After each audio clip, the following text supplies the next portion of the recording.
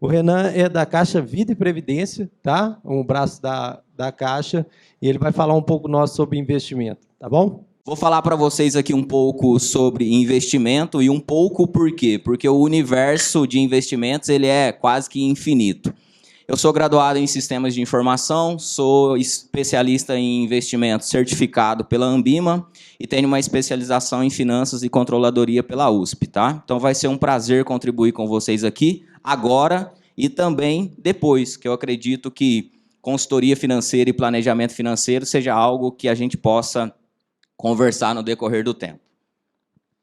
Bom, primeira questão, né? Hoje a gente está muito acostumado, YouTube, Instagram, faça isso aqui que isso aqui é bom, deixe de lado isso aqui que isso aqui é ruim, né? Isso presta, isso não presta, isso está certo e isso está errado. E muitas vezes a gente esquece de individualizar. Então eu tenho que olhar para mim, para o meu CPF, para a minha família, para as pessoas que eu amo, para os meus planejamentos, tá? Então não tem como eu falar de investimento sem falar necessariamente de planejamento financeiro, tá? E quais são 4 pontos aqui? Quando eu vou pensar em investir, adianta eu ter um investimento devendo 500 mil reais? Não adianta, né? Adianta eu ter um investimento, ser aposentado, mas eu ter uma vida muito privada, né? Eu não posso... É igual a colega ali falou, né? Eu vou ter que trocar a Heineken pela Itaipava. Se alguém gostar de Itaipava aí, perdão, tá? Mas eu vou ter que trocar a Heineken para Itaipava e eu tenho 1 milhão lá no banco. Faz sentido? Não faz sentido, né? O dinheiro ele tem que servir a gente, não a gente servir o dinheiro.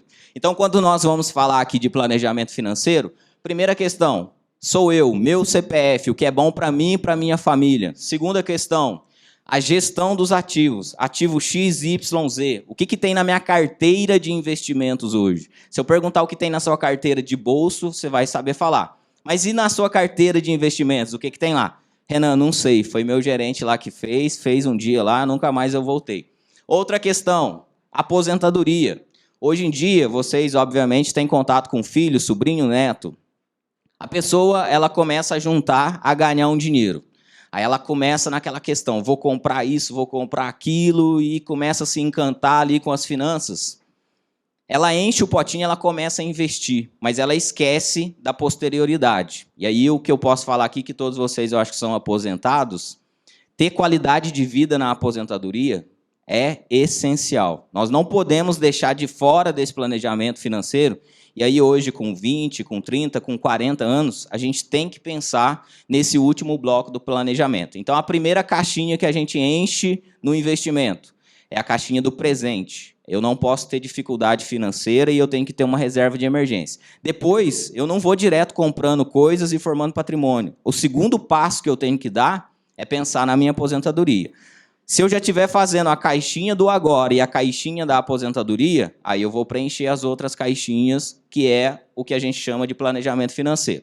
Com isso, a gente vai pensar em riscos, né? E aí, por que hoje muito se fala de risco? Porque na internet, na televisão, nos canais, e aí principalmente com o advento das corretoras, apareceu a questão, né? Aplique em ações, aplique em certificados de operações estruturadas, bolsa de valores, fundos imobiliários.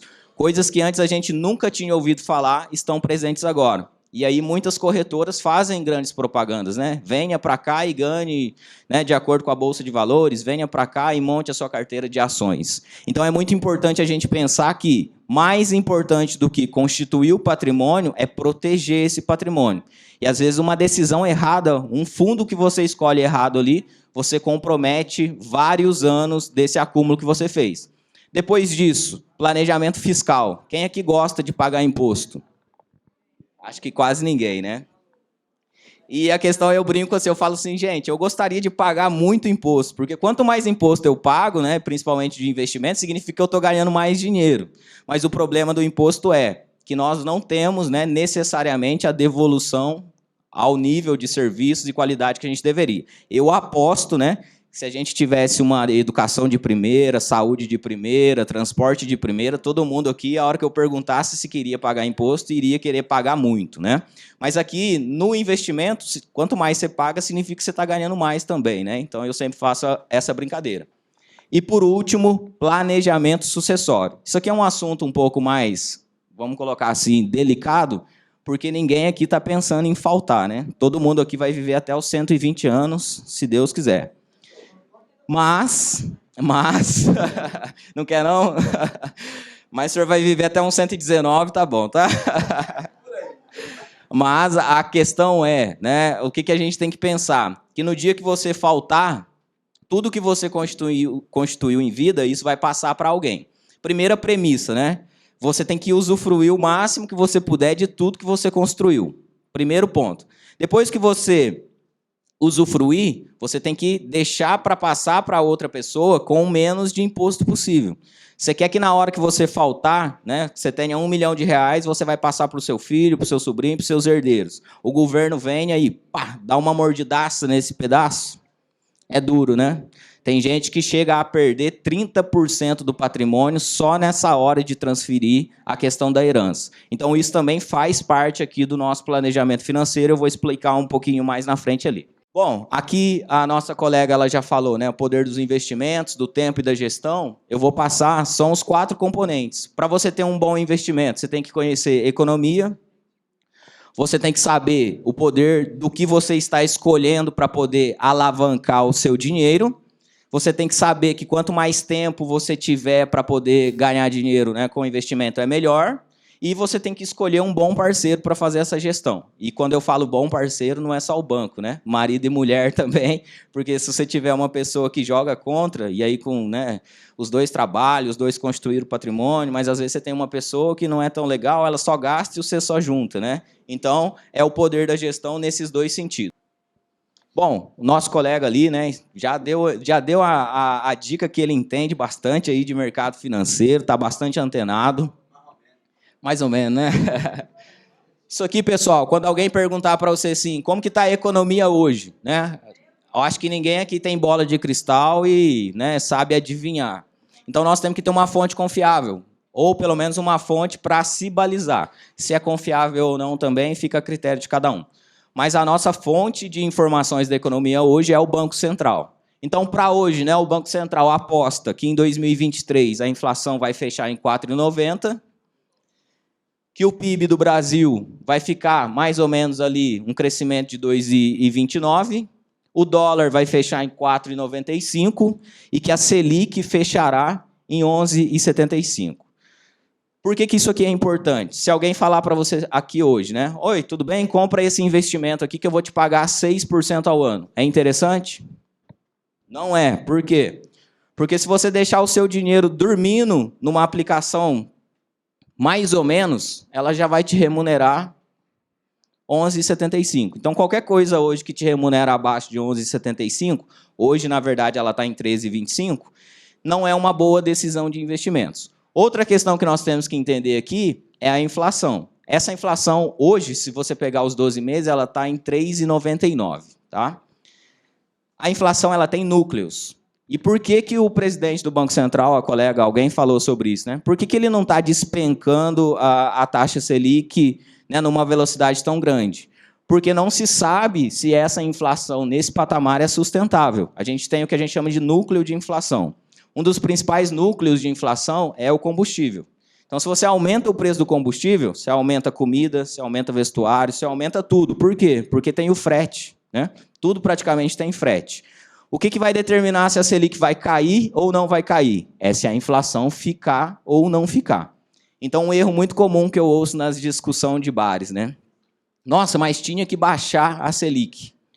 Não é a Selic que determina a inflação. A constância da inflação que vai determinar para onde que vai ser balizado. Então, o que determina aqui o fluxo é se o IPCA vai continuar, e Deus queira que continue, né, gente? Quanto menor a inflação para os nossos bolsos de consumidor, é melhor. Depois disso, outra questão que nós temos que pensar aqui, né? Que isso aqui é muito comum para as pessoas adultas, né? E principalmente para as pessoas com um pouco mais de experiência. Muita gente está poupando dinheiro e está achando que está investindo. Então, 1000 perdões do fundo do meu coração. Você que tem dinheiro naquela conta poupança hoje, você não está investindo. Se você tiver lá 10 mil reais, 20 mil reais, você precisa urgentemente de um aconselhamento financeiro. E se você já tem esse dinheiro lá há 2 anos, 3 anos, 4 anos, você já perdeu muito dinheiro, tá? Você já perdeu muito dinheiro, e aí não é a opinião, tá? Não é a minha opinião, isso é matemática, é uma ciência exata. Você poderia ter ganhado muito mais. Ah, Renan, eu poderia ter ganhado mais, mas eu teria corrido mais risco? Não, né? Numa aplicação completamente sustentável ali em termos de risco, você teria ganhado muito mais dinheiro. E aí eu estou dando um exemplo aqui, né? Se você tem 10, 20, 30, 40 mil. Imagina quem tem 100, 200, 300, 1 milhão numa poupança. Meu Deus do céu, né? A cada ano que passa, ela perde um apartamento praticamente, tá? Então, poupar é diferente de investir, tá? Investir é quando você tem uma boa instrução e você coloca realmente numa questão que faz sentido. E você não querer tirar da poupança é um dos vieses que a gente trata em termos econômicos, que se chama o viés do status quo. Quo é Q-U-O, tá? Status quo. O que o viés do status quo prediz? Que, independente da situação, ela é boa ou é ruim, eu quero ficar nela. Então, chega muito cliente lá no banco e ele está lá com os 200 mil dele na poupança, eu sento com ele lá, senhor José, tudo bem? Deixa eu te mostrar uma coisa aqui, senhor José. Se o senhor tivesse pegado esses 200 mil e tivesse colocado nessa outra aplicação, o senhor teria aqui 50 mil reais a mais no final do ano. Isso é importante para o senhor? Aí o senhor José fala assim, Renan, nossa, cara, eu agradeço demais o que você está me falando. Nossa, perdi 50 mil, né? Mas eu quero ficar aqui. Aí com todo respeito, né? Aí a minha limitação aqui do meu conhecimento, ela para na vontade do cliente. Se você quer continuar perdendo dinheiro, tá tudo bem, né? Tudo bem, é uma decisão sua. Mas a gente está aqui para poder aconselhar. 75, aquilo ali é uma taxa, é mensal ou é anual? Como é que é aquela taxa? Eu não entendi isso. Ótimo. Então, é difícil entender. Se está perdendo, se está ganhando. Perfeito. O nosso colega Expedito aqui, ele deu uma ótima dica, né? Ele falou assim, a taxa Selic, ela é um referencial. Então, se eu te falar assim hoje, né? Se você tiver 100 reais hoje, 100 reais, para deixar bem claro, né? Se você tiver 100 reais hoje e colocar numa aplicação que ela seja pela taxa Selic, no final do ano, ela vai devolver para você. Você me deu 100 reais hoje, a Selic, eu mostrei ali 11,75. No final do ano, eu vou te devolver R$ 111,75. Isso é o que eu vou te pagar depois de 1 ano da aplicação, considerando que ela ficará, né, dentro desse 11,75. E a grande questão é, por que ela é importante? Porque ela é uma taxa que você vai ganhar sem precisar fazer nada.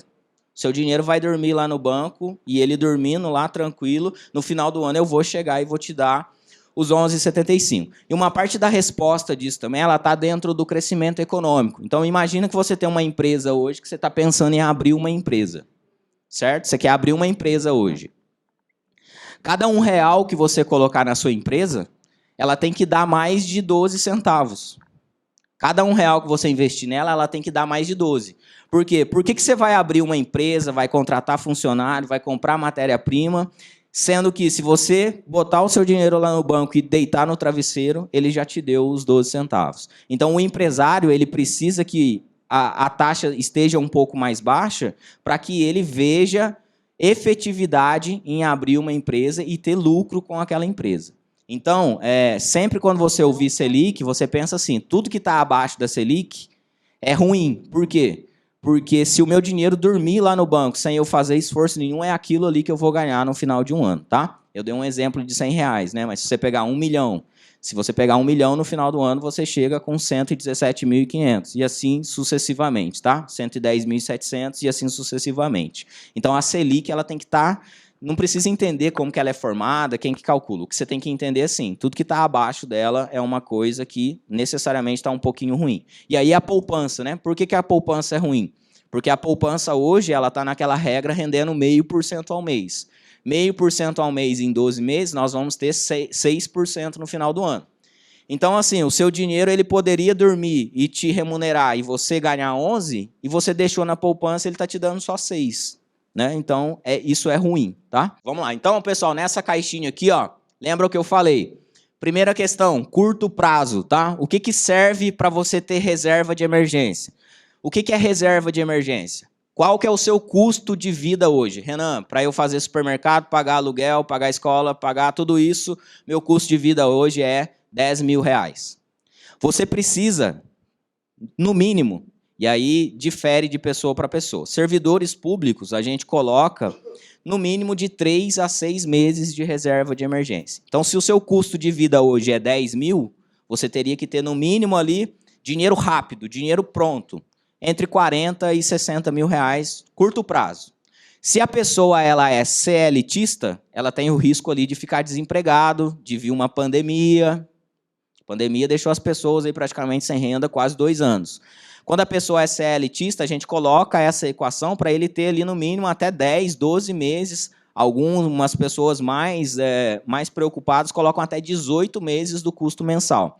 Porque numa hipótese de uma recolocação profissional, que ela precisar procurar outro emprego, às vezes hoje ela ganha 20 mil, vai para um salário que ganha 10, todos esses riscos que os CLTistas têm, então a reserva de emergência varia. Para servidor público, a gente coloca no mínimo a 3 a 6, porque tem uma certa estabilidade e previsibilidade do que vocês irão receber. Então, no curto prazo, o que vai servir para isso aqui? Até coloquei a poupança aqui. Se você não quiser sair da poupança, tá tudo bem. Pode ficar lá na poupança, é o que eu falei do status quo. Mas você tem o giro automático, né? Todo mundo, você pode deixar o seu dinheiro na conta corrente e mesmo assim ele rendendo, tá? E é o que a gente chama de giro automático. É uma remuneração só para o dinheiro dormir lá e ainda assim ele não fica preso. O banco te remunera por você deixar o dinheiro guardadinho lá.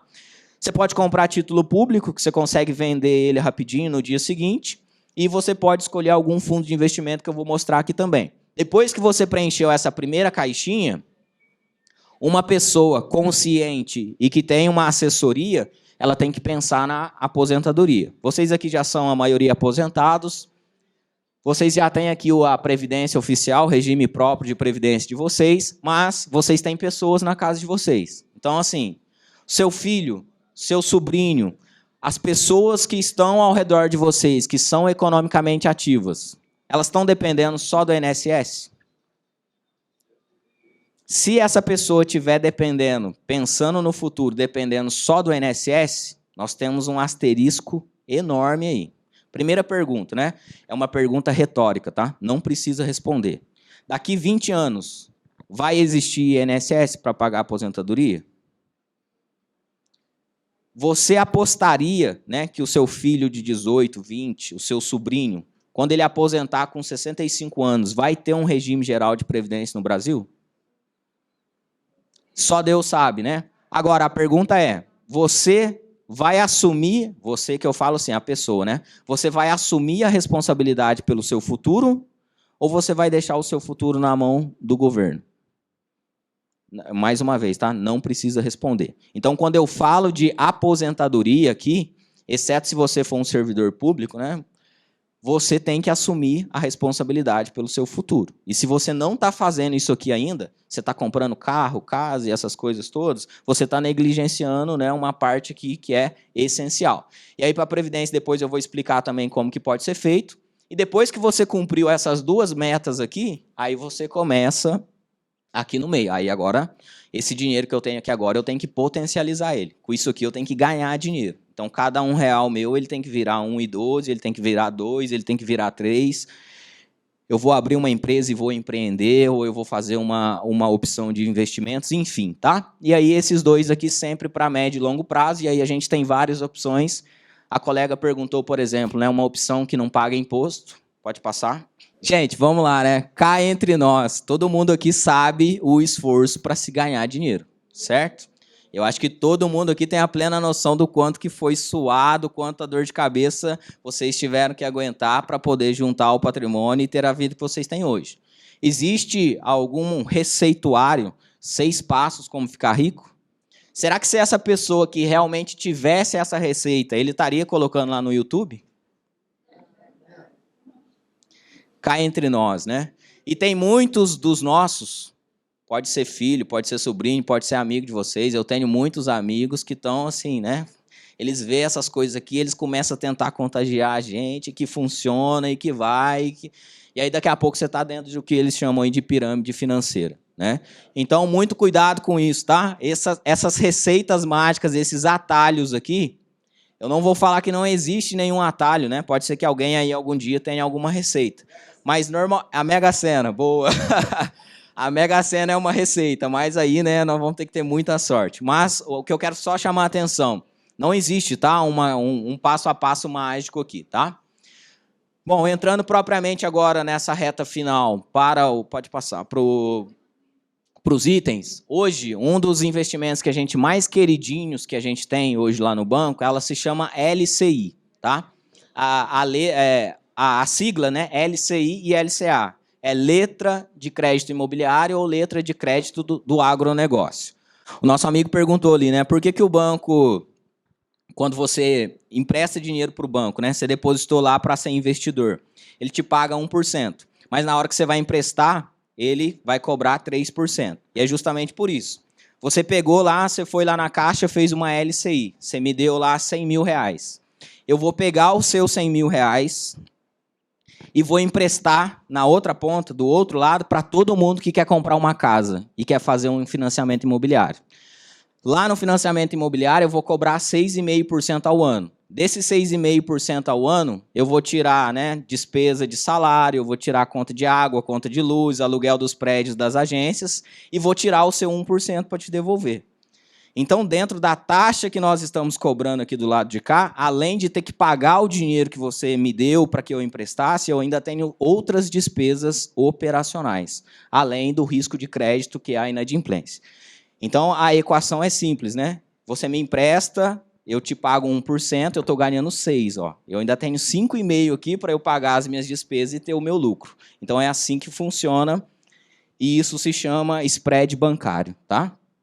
É o nome do conceito para isso. E lá na Caixa, hoje, nós temos esse produto excepcional LCI. Você vai pegar o seu dinheiro, você vai emprestar o seu dinheiro para a Caixa, né? Você vai investir lá com a gente. 100% ali, né, de segurança que a gente fala, ele é um investimento que tem garantia pelo FGC. Então, né, se der algum ruim na economia, escambar tudo, você tem uma parte do capital que está coberto. E eu coloquei uma simulaçãozinha ali, né? Se você investisse 50 mil há um ano atrás, hoje você teria 56.375. Se você tivesse me procurado e feito a LCI há 2 anos, os seus 50 mil teria virado 61.600. E o principal, né, que a nossa amiga lá perguntou, isso aqui já é líquido. O governo ele não pega nenhum centavo de imposto daqui. Por quê? Porque é essa linha de crédito que ela fomenta a habitação. Então, já tem uma compensação lá no outro lado e por isso que o governo dispensa aqui a questão do imposto de renda, tá? E eu fiz vários valores aqui só para despertar a curiosidade de vocês, né? Então, se você tivesse colocado comigo 1 milhão no ano passado, você teria chegado em 1.127.000. Se você tivesse colocado em 2 anos, já teria 1.233.000. Esse aqui a gente tem carências entre 60 e 90 dias, dependendo alguns até 180, mas o via de regra é entre 90 dias. Você só tem que deixar lá por 90 dias. Depois de 90 dias você já pode resgatar se precisar. Resgate automático depois de vencida a carência, automático não, né? Você tem que solicitar, né? Só que aí você pode pedir o resgate todos os dias depois da carência. Tem valor mínimo para investir? Não, R$1.000. R$1.000. Eu falo assim, R$1.000 parece tão pouquinho, né? Mas tem. A partir de R$1.000 você já consegue acessar esse investimento. Esses dias eu falei, gente, cadê meu dinheiro que não está na conta corrente? Aí eu liguei lá para São Paulo, falei, meu Deus, meu dinheiro sumiu, será que é fraude? Aí depois eles viraram e falaram, não, Gilsara, seu dinheiro está no giro automático da renda fácil.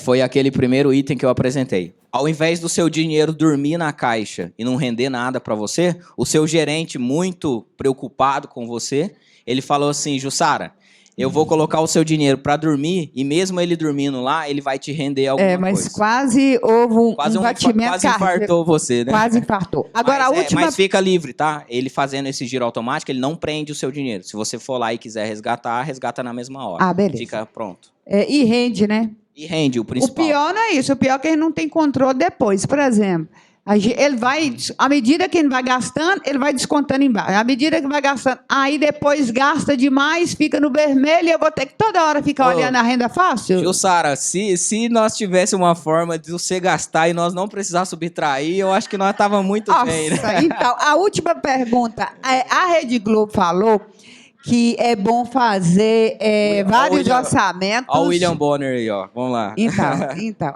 vários orçamentos. Eu achei interessante isso aí, porque eu não gosto de televisão. Que é bom fazer orçamento em várias farmácias, porque os remédios têm grande diferença. Então, não ferindo a instituição bancária aqui, da Caixa Econômica Federal, mas qual o melhor banco para o servidor público? A Caixa Econômica Federal. Sabia. Como é que é o nome dele? Essa eu não preciso nem pensar para responder, tá? Pode falar, Expedito. Pode com falar. relação à poupança, você fez uma crítica muito séria aí. Eu passei por um momento, somente com a Caixa. Eu estava com dinheiro lá, que eu observei que o dinheiro não rendia nada.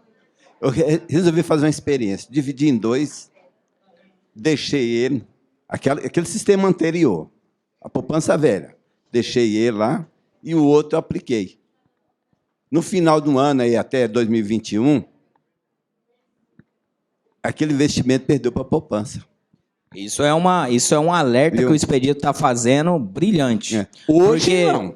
Porque quando você vai, por exemplo, né? Você não encontrou um Renan na sua vida, não encontrou um Sérgio, uma Renata. Essa pessoa chegou em você e falou: Expedito, tem uma coisa muito boa aqui para você, meu amigo. Nossa, foi coloca Caixa, aqui que você vai ganhar mais. Decepção grande, viu? Se foi na Caixa, me decepcionou. Não, isso não tem justificativa, por quê? Porque matemática é uma ciência exata. Se é bom, eu tenho que falar que é bom. Se é ruim, tem que falar que é ruim. E a questão é, tem uma coisa muito boa aqui, faz isso. Aí o cara vai, o seu assessor lá, né, o seu assessor de investimentos, o cara lá, tal, manja tudo, ele pega o seu dinheiro da poupança e coloca num fundo, por exemplo, multimercado. O que é um fundo multimercado? Só um exemplo, né? Dentro de um fundo multimercado, por exemplo, pode ter uma debênture lá de uma empresa que eu acho que aqui ninguém conhece, chama Americanas. E aí, a importância de você ter um Renan, de você ter um Sérgio, de você ter uma Renata, para que, conhecendo o Expedito, sabendo que você tem um perfil conservador, jamais eu posso pegar o dinheiro da poupança do Expedito e colocar num fundo de ações.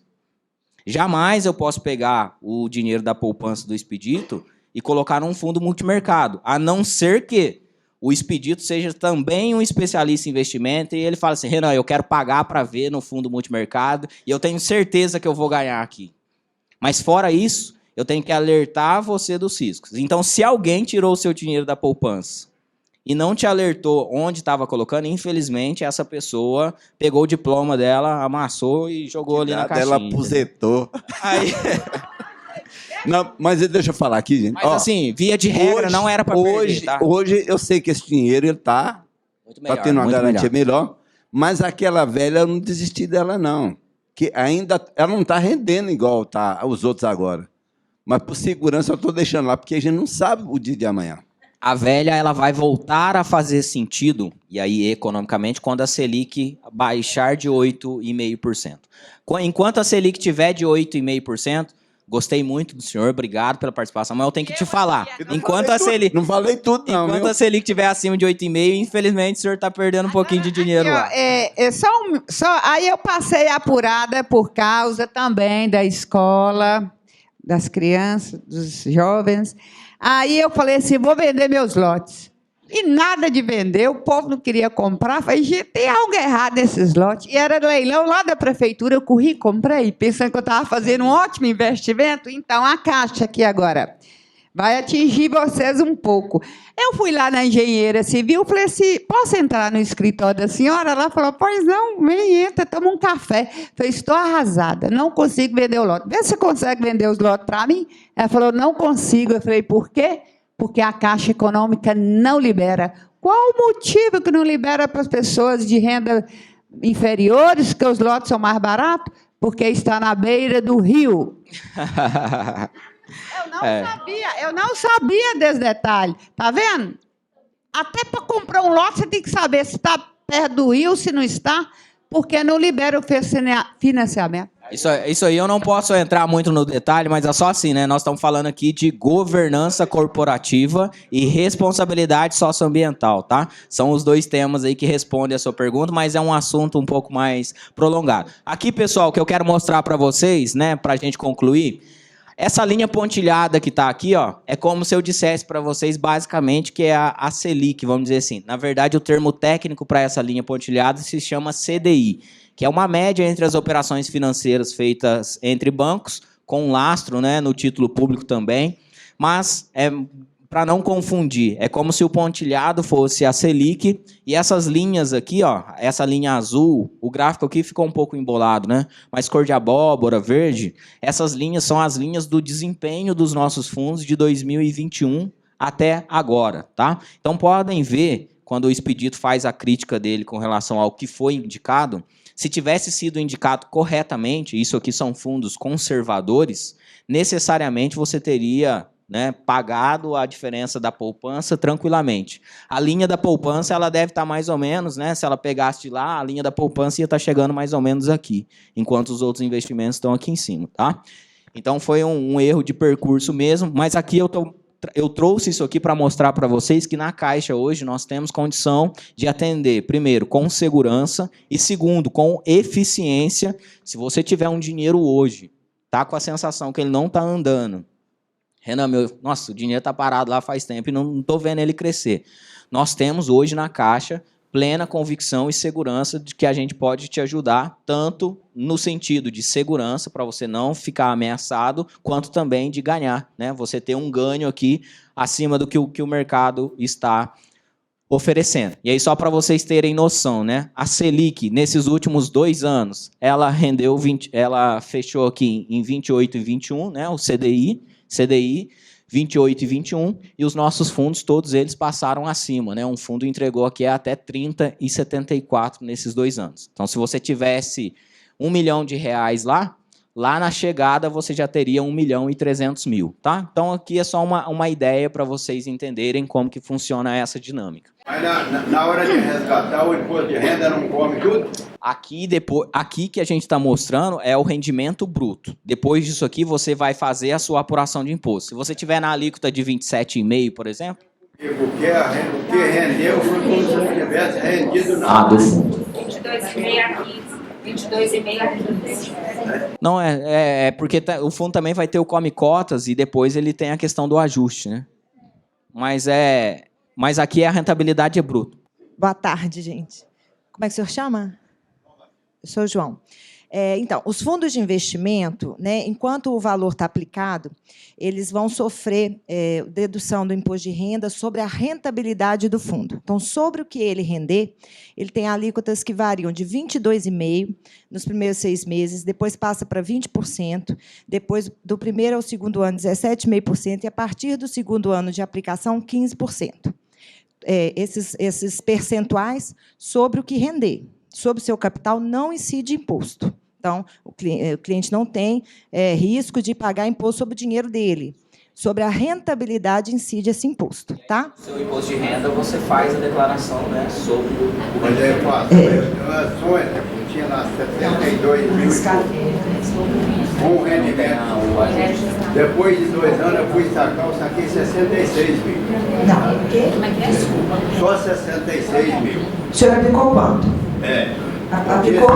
Eu tinha 72 mil.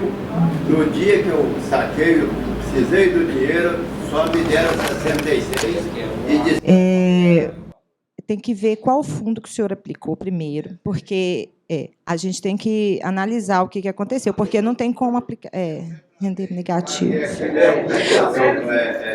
Imposto de renda que tem que ter que está no contrato.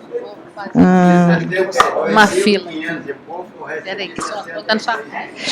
Bom, então ele deve ter alguns papéis nesse fundo que não sejam então tá. de renda fixa, porque de renda fixa não tem esse risco, tá? Ele não rende negativo. Tá? Não, mas aí que tá, são outros papéis Tá?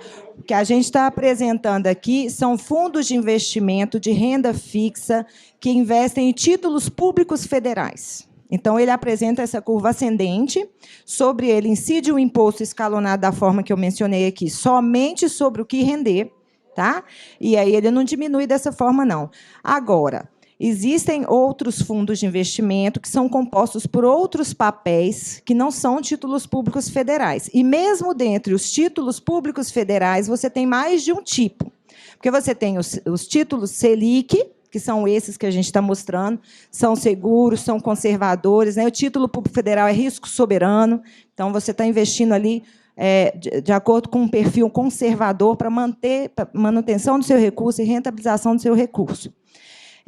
Mas a gente tem, por exemplo, títulos públicos federais são indexados ao IPCA, que é índice de inflação, que oscilam mais, que às vezes podem diminuir de valor, aumentar de valor, né, no curto prazo, então eles vão variar mais.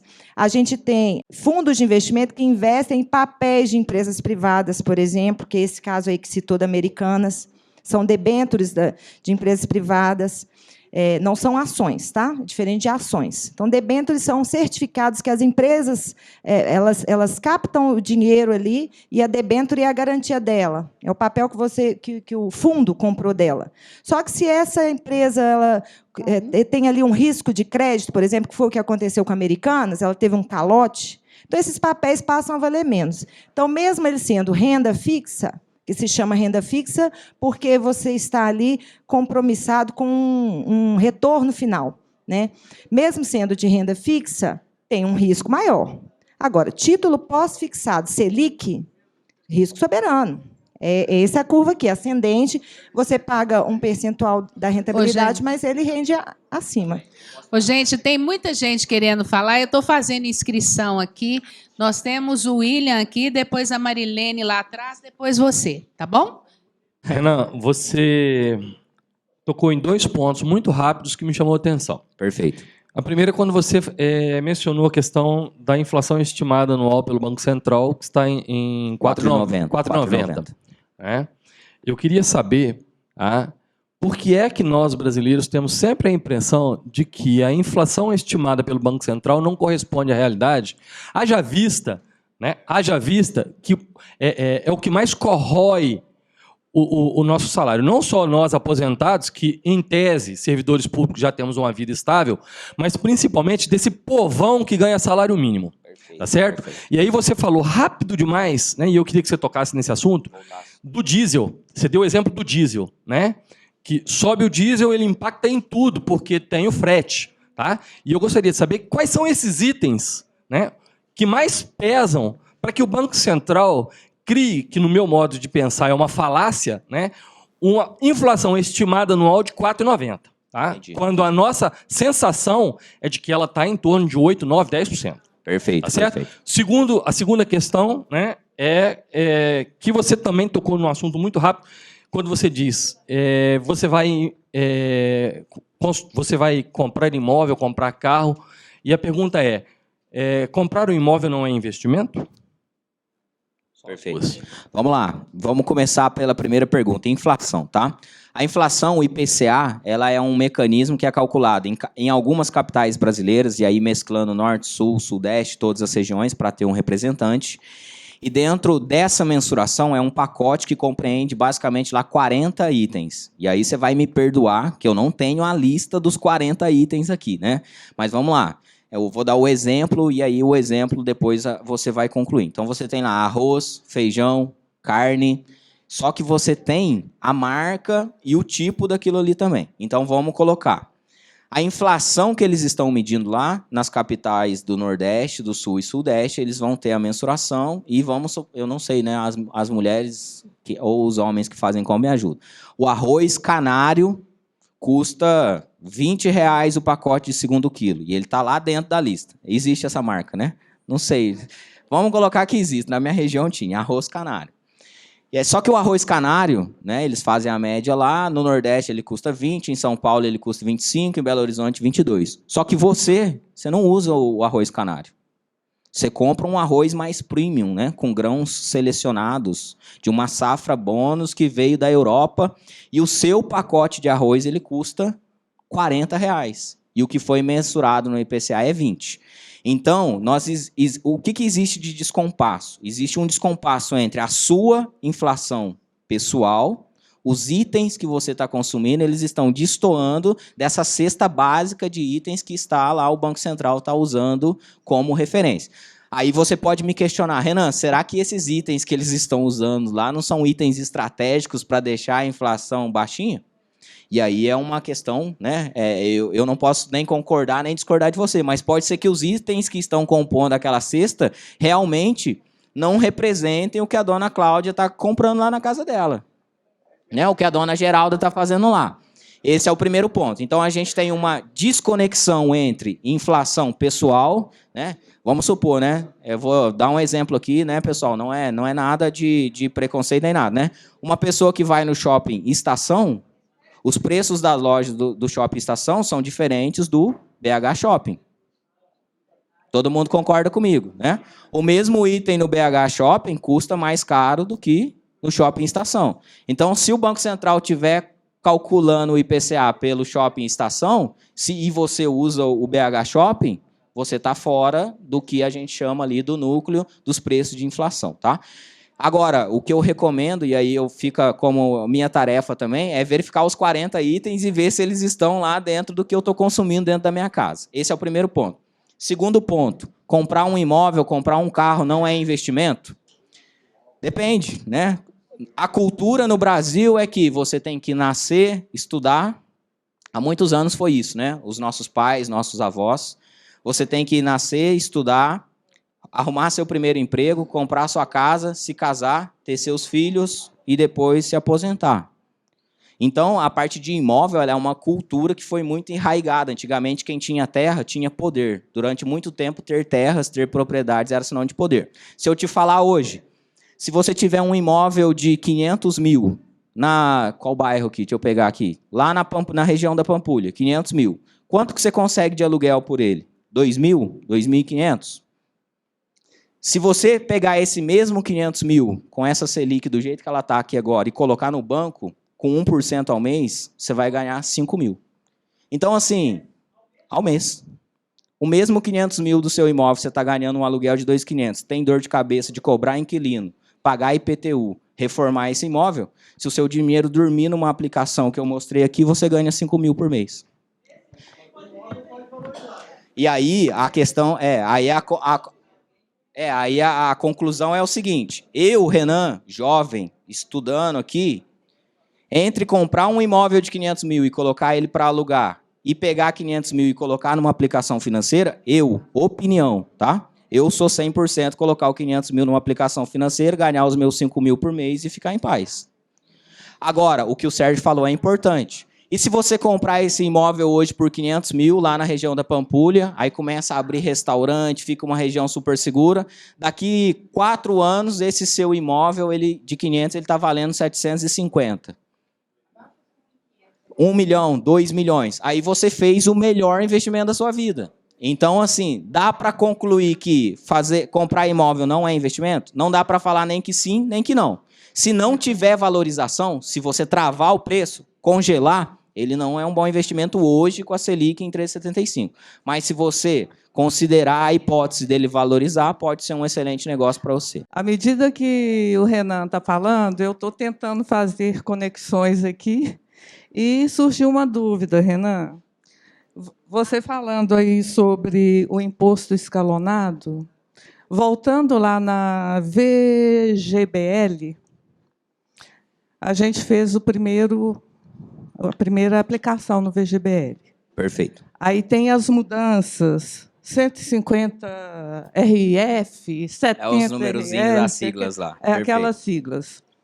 O imposto escalonado, ele vai desde o primeiro dia de aplicação, ou à medida que muda aquelas siglas, muda também... Aí só tem um parêntese, que aquele primeiro modelo que a Renata apresentou é o que a gente chama de tabela progressiva, que é aplicado nos fundos de investimento, tá? Então, tem aquele escalonamento de 22,5, 17, 20, 17 e 15. Quando você vai para o VGBL, nós estamos falando de um fundo de investimento dentro de o que a gente chama lá de um produto de previdência, tá? E aí lá, dentro do VGBL, você continua sendo tributado somente sobre o que render, só que você tem duas escolhas. Ou você trava em 15% sobre o que você receber, e aí, independente... Duas tabelas, Só que, assim, vai aplicar dessas siglas aí, qualquer um que você pegar, e aí o fato de estar em previdência que implica nessa formatação de cobrança. Não é de estar no fundo X ou no fundo Y, não. Em qualquer um que você tiver aí, a formatação é a mesma. Do primeiro dia... Você aplicou lá, já está considerando o imposto de renda, e eu vou mostrar para vocês como tirar vantagem disso. A maioria de nós aqui, nós pagamos 27,5% de imposto de renda sobre tudo que nós ganhamos. E a sua colega disse que tem uma tabela regressiva de imposto. Para o imposto de renda, perfeito. Se eu pago 27,5% sobre tudo que eu ganho, se eu ganhar 300 mil em 2023, quando eu for declarar meu imposto de renda em março, maio, desses 300 mil, eu vou pagar 27,5%? Se você tiver na LCI, você não vai pagar imposto nenhum. Aí o seu rendimento é 27,5%, a LCI é isenta. Você vai declarar lá dentro do seu imposto como rendimentos não tributáveis. Ok? Agora, se a gente estiver falando de fundo de investimentos, aí a tabela que tem lá também ela é definitiva. Então, à medida que você ficou 180 dias, 720 dias... A última alíquota lá é 15% também. Então, se você deixou 2 anos lá, você vai pagar só os 15% e morreu. Agora, se for o VGBL, que é o de previdência, a terceira formatação, e você escolheu o VGBL na tabela progressiva que a gente chama, a sua alíquota é 15%. Se você está na alíquota de 27,5%, depois você ainda tem que complementar esses 12,5% que está faltando para o governo. Eu tenho que pagar depois, a mais. E se você tiver na alíquota de uma alíquota menor, né? Supondo que alguém não esteja no 27,5%, supondo que alguém aqui esteja na alíquota de 7,5% e ele cobrou 15%, aí ele teria 7,5% de restituição. Então, sempre é em relação ao que foi cobrado. Então acaba que no final é 27,5% que paga. Nos casos de vocês aqui, se a maioria for 27,5%, é 27,5%. Aí tem uma alternativa para isso. Qual? Aí, para vocês, a gente tem uma tabela que se chama tabela regressiva. Aí, à medida que você deixa o dinheiro, ela começa em 35% para você deixar lá 2 anos. Com 4 anos, ela cai para 30%. Depois 25%, 20%. Se você deixou o dinheiro lá 4 anos, a sua alíquota definitiva é 25%. Você já ganhou 2,5%. Se você deixar o dinheiro, o governo, né, quer que você deixe muito lá. Se você deixar 10 anos, a sua última alíquota lá vai ser 10%. Então, você deixou de pagar 27,5% e pagou os 10%. Entendi. Bom, agora você estava dizendo sobre IPCA. Perfeito. Eu queria te fazer uma pergunta sobre o IGPM. Ok. Por que o IGPM, nesse momento, está negativo se os preços... IGPM, se é índice de preços... Índice geral de preços geral de preços mercado. Por que o IGPM está 7,5%, parece, negativo esse mês de agosto agora? Porque essa metodologia que eu expliquei de capitais e 40 itens lá na cesta básica, para o IGPM ela é diferente. Ela não considera a mesma metodologia. Não estamos falando dos mesmos... E os preços estão todos subindo, né? Com exceção da gasolina, que abaixou. Exato. Só que os itens que estão lá dentro do IGPM... E o dólar e gasolina, o resto... Só que os itens que estão dentro do IGPM, como ele é considerado para uma outra seara de rentabilização de contratos, por exemplo, aí ele não vai refletir nunca o que é o IPCA. Sempre vai ser diferente. Tá, obrigada. Aqui, ó. Boa. Por que quando você abre uma conta no banco virtual, igual, por exemplo, o BRB, patrocina o Flamengo, e o Inter... patrocina o Corinthians, você não paga os 27,5% ao governo. Você conhece essa seara, Sérgio? Eu não sei dessa questão de isenção de procura imposto saber, por abrir lá, sinceramente. De abertura de conta. Em qual produto? Não, em qual produto? Quando o senhor abre uma conta lá, o senhor não paga imposto, é isso? Não paga. Você transfere dinheiro todo para você falar, você não paga 27,5%. Não, 27,5% é imposto federal em que abrange todas as instituições financeiras. Não, todos os bancos são regidos pela mesma legislação. pode ser questão de tarifa, né? A tarifa, cada banco tem a sua... Mas é uma boa linha de pesquisa, eu vou procurar saber sobre isso. Porque o 27,5 não está relacionado à abertura de conta, tá, gente? O 27,5 é sobre os rendimentos das aplicações. Alguém falou aqui com relação a imóvel, ter o imóvel ou pegar o valor, aplicar o dinheiro, né? Eu, quando comprei a minha casa, eu comprei ela por 69 mil e eu moro na região da Pampulha. Perfeito. Então, recentemente, há 2 anos atrás, eu estava vendendo por 450 mil. Entendeu? Glória a Deus, maravilha. Então, aí o que acontece? Meu sobrinho, ele tinha me dito o seguinte: venda a casa, aplique o dinheiro e alugue uma outra. Entendeu? Que vai ser, você vai ficar com dinheiro, não vai movimentar o dinheiro, vai ganhar o dinheiro e vai pagar um aluguel muito em conta. Agradeça seu sobrinho, diga que você ama muito ele. E aí você coloca para ele assim, mas devolve para ele com uma pergunta. Aí você fala para ele assim: e quando a Selic estiver em 2%, o que eu faço? Eu compro outra casa de volta? É isso que eu queria saber. Porque ele tinha falado, o colega que tinha falado, da valorização do imóvel, que normalmente é muito melhor do que qualquer aplicação. Nós podemos dizer que o seu imóvel foi a sua loteria. Você acertou em cheio ali, né, na escolha desse imóvel e a região valorizou. Foi a melhor aplicação da sua vida, né? Talvez dificilmente, hoje, por exemplo, dificilmente você consiga uma movimentação, né, uma valorização nesse sentido. Agora, a ideia do seu sobrinho, ela faz muito sentido se a gente travasse a economia tudo hoje. Se tudo tivesse e permanecesse como está. Sim. Como a gente vive num conceito dinâmico, né, instável, pode ser arriscado fazer isso, né? Você Hoje está dessa forma, amanhã ou depois a gente não sabe. Daqui 1 ano, 2 anos, 3 anos, troca um governo, troca um prefeito, troca um governador, troca um presidente e tudo isso aí que está valendo a pena hoje desanda a maionese. E eu não consigo comprar a casa de volta. E você não consegue comprar a mesma casa, né, com o mesmo padrão, tá? Vamos lá, pessoal. Aqui, ó, muita gente falou sobre o VGBL, tá? Eu vou dar um exemplo aqui de como que você pode ganhar um dinheiro e suavizar essa questão do imposto que você vai pagar. Muita gente não sabe disso aqui e deixa de pagar menos imposto. Então, imagine que hoje você não tem um certificado VGBL. Você nunca encontrou o Sérgio, a Renata e o Renan, tá? Eles nunca fizeram uma assessoria de investimento com vocês. Então, hoje você tem seus bens lá, tem seu contra-cheque e tudo mais. Aqui é um exemplo fictício, tá? Imagina que o seu faturamento anual hoje, né, somando todos os seus salários por mês, eles estejam em 150 mil. Aqui, o exemplo, ele está falando que tem contribuição para o INSS, não vai aplicar para vocês, porque vocês já têm aí a contribuição do regime próprio, mas é só para vocês entenderem a lógica.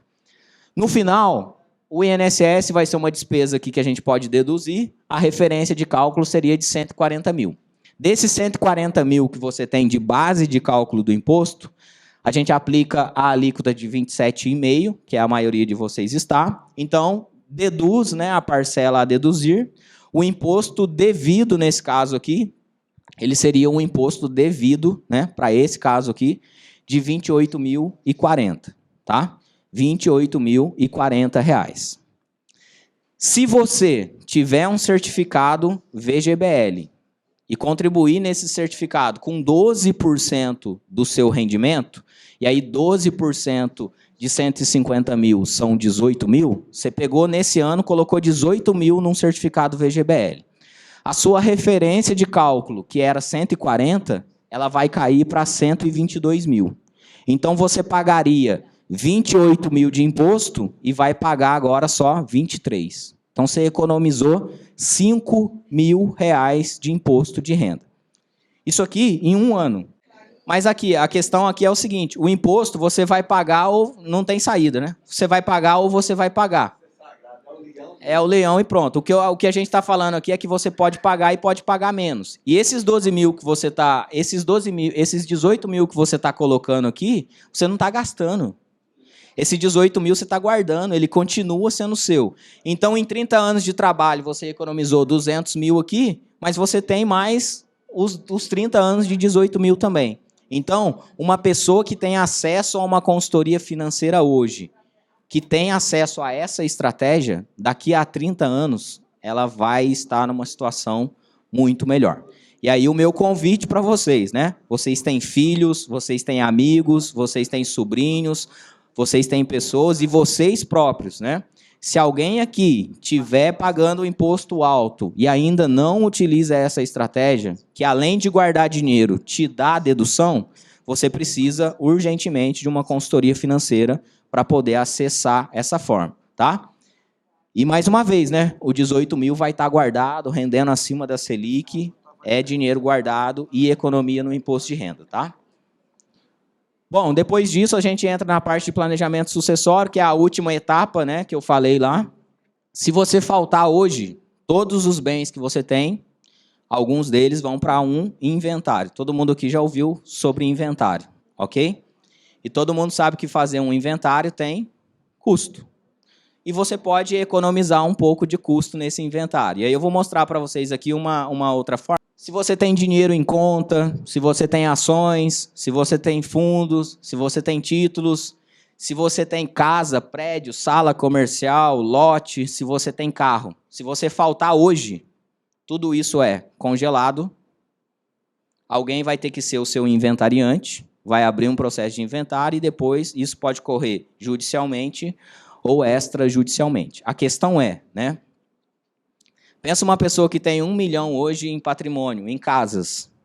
Se você faltar hoje e ele precisar de 50 mil para fazer a documentação, essa pessoa tem dinheiro? Provavelmente vai ter que pegar um imóvel desse que vale muito dinheiro, vender ali a um preço muito abaixo. Todo mundo conhece uma história dessa, né? Vendeu muito barato para poder socorrer ali e pagar a documentação na hora que a pessoa faleceu, tá? Então, pode passar. Aqui eu vou trazer só exemplos. E aí, mais uma vez, né? Cada um de vocês tem uma situação econômica, financeira. O meu papel é, enquanto assessor de investimentos, né, consultor de investimentos, mostrar para vocês que você pode e deve utilizar de tudo que jogue ao seu favor. Então, imagina que hoje você tem 50 mil na sua conta, você tem 200 mil em ações, 400 mil em fundos, uma LCI de 200 mil, você tem um carro de 150 mil, você tem lá um apartamento, um imóvel de 1 milhão, então o seu patrimônio total hoje ele é 2 milhões de reais. A hora que você fechar os olhos, tudo isso aqui foi bloqueado, sua família não tem nada, né? Aí o advogado, vai chegar um advogado lá, né? Sempre tem alguém. Aí o cara vai falar assim, não, eu faço o seu inventário sim, nossa, eu sou amigo do seu pai, de sua mãe, né? Vou fazer um precinho camarada aqui para você, normalmente eu cobro 30% dos meus clientes, mas de você eu vou cobrar baratinho, eu vou cobrar só 10%, tá? Aí é justo, né? Beleza, se você cobrar 10% de um patrimônio de 2 milhões para fazer o inventário, quanto que esse advogado faturou? 200 mil reais. Agora, veja bem, imagina esse mesmo patrimônio aqui, mesmo os 2 milhões, eu fiz o seguinte, 50 mil em conta, eu tirei tudo, fundo, LCI, né, tirei fundo, ações, LCI, e juntei tudo num certificado VGBL. VGBL aqui, ó, 800 mil num certificado de VGBL. O seu carro continuou, o seu imóvel continuou. O que vai acontecer? Esse 800 mil que você tem em VGBL, ele não vai compor a sua base de cálculo do seu inventário. Então, aqui você pagaria 200 mil para o advogado. Aqui você vai pagar quanto? 120. Quanto que você economizou só nessa brincadeira aqui? 80 mil. Além disso, quando você falta e esse dinheiro está aqui no VGBL, a sua família tem acesso a ele em aproximadamente 15 dias. Sua família não precisa vender nada. O dinheiro é depositado na conta do beneficiário imediatamente. Então, hoje, né, eu falo assim, pensar em morte, Deus me livre. Todo mundo aqui vai viver muito. Mas se você já tiver numa situação pensando em planejamento sucessório, isso aqui pode gerar uma economia para você imprescindível. E, principalmente, né, não fazer com que sua família sacrifique algum patrimônio seu para poder ter dinheiro, tá? Isso aqui depois a gente vai passar, eu dei um outro exemplo aqui, né, o mesmo patrimônio, só que aí colocando mais previdência ainda, ó, nesse caso aqui, a base tributária caiu só para 70 mil. Quanto mais você tiver em VGBL, mais você facilita a vida da sua família. Aí alguém vai falar assim, mas eu vou colocar lá em VGBL, não tem lucro nenhum. Pessoal, VGBL é uma aplicação. Você está ganhando ali o que a Selic está te pagando ou mais do que isso, tá? É um investimento, tá bom? Então, aqueles exemplos que eu dei ali, hoje na Caixa nós temos fundos que estão, inclusive, superando a Selic, tá? Eu falo, essa aí, a VGBL, sim, ela não fica mais baixa justamente para segurar. Não, isso aqui é uma estratégia de planejamento sucessório mesmo. Isso aqui não tem pegadinha aqui, não. Isso aqui é realmente, é o que é, né? Quanto que a gente pode depositar por mês na GBL? No VGBL, você pode depositar o que você quiser. Vamos supor que você tenha hoje um patrimônio de 1 milhão e você não quer pegar 1 milhão e colocar lá direto, né? Você pode fazer 10 mil por mês e vai desmontando o patrimônio gradativamente. Vai fazer no seu nome e lá no certificado que a Renata gera para você, ela vai indicar quem é a pessoa que você quer favorecer. E aí também não... E aí não tem critérios. Uma vez a gente brinca assim, né? Se você quiser deixar para o cônjuge, você deixa. Se quiser deixar para...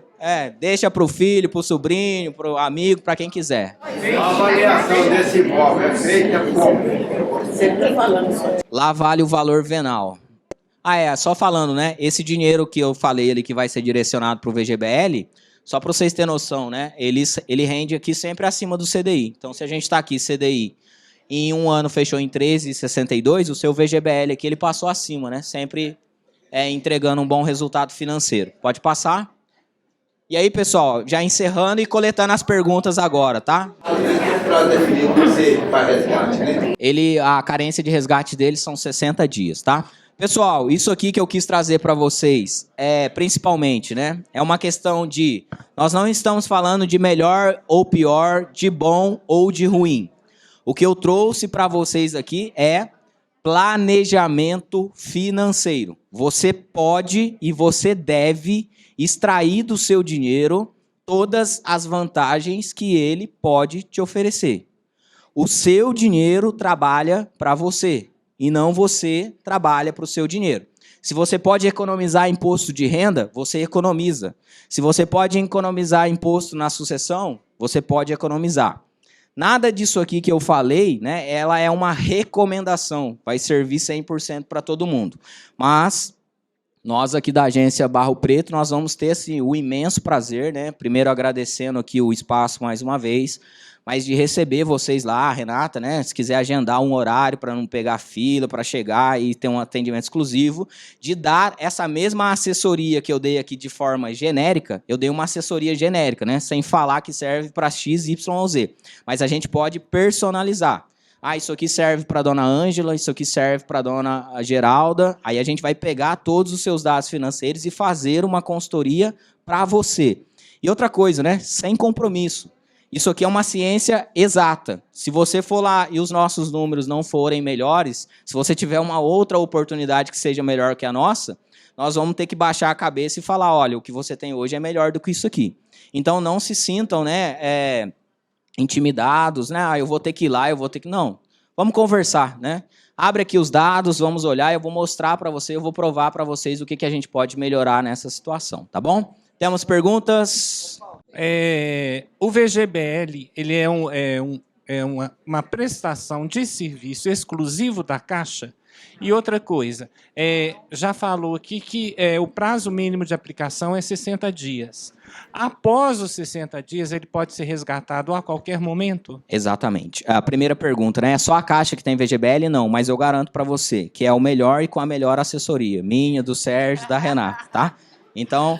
o outro banco X, o banco vermelho, o amarelo, eles têm também, mas eles não têm o Renan, nem a Renata, nem o Sérgio lá, tá? Então, conte com a gente.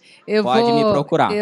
E pode, depois de 60 dias, o dinheiro fica livre, tá? Ele não fica preso. Tem depois só mais uma pergunta dela ali, porque eu preciso passar para a Renata, gente, porque nós temos um teto de 5 horas e eu quero servir um lanche para vocês, né? Então... Se ela falar sobre o BIS, vai ser muito interessante. Não precisa seguir a... Sucessão hereditária do código? Você falou isso? É onde a gente gera a economia. Tudo que você tem em VGBL, ele já vai ser pago direto para o seu beneficiário. Não precisa esperar o seu inventário ficar pronto. Então, é dinheiro rápido para sua família e, principalmente, economizando ali, por exemplo, com honorários advocatícios.